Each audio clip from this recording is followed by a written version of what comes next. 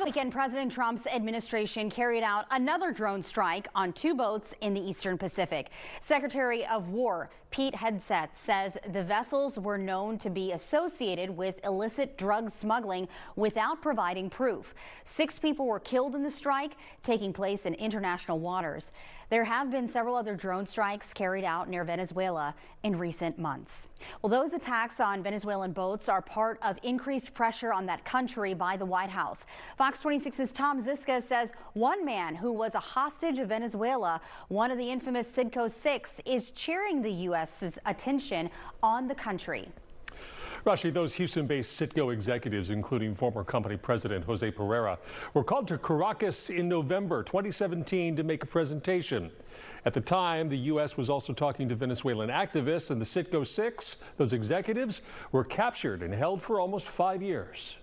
And I was going back to the airport. In that moment where the guards came and they captured us there. We were accused to be American spy. We were accused to have committed treason to the country, embezzlement, corruption, a lot of things. And for me, it was like, what is going on here?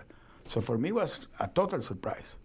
Did you do any of those things that they accused you of? No, of course not. Were you a spy for the United States? No. We were businessmen. We said, okay, now this is really serious because we became like the political pawns between the relation between the U.S. and Venezuela.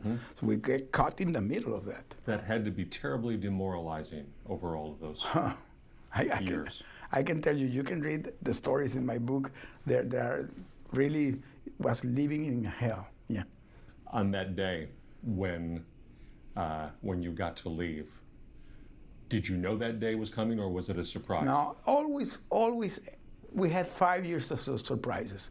They never said you nothing. What would you and people of the expatriate Venezuelan community like to see happen? We want Venezuela free. We want Venezuela free because this guy has done a lot of damage. If you wake up one morning and the headlines say some version of the U.S. has attacked Venezuela, what does your heart say at that point? I will put my fireworks and celebrate with my family. Everybody's waiting for that to happen. Everybody's waiting that to happen. Jose Pereira now does a local radio show talking about leadership. He also says the best war is the one that never gets fought, hoping diplomacy may work first.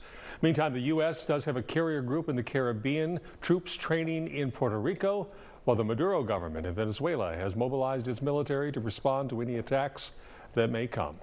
In the studio, I'm Tom Ziska, Fox 26 News.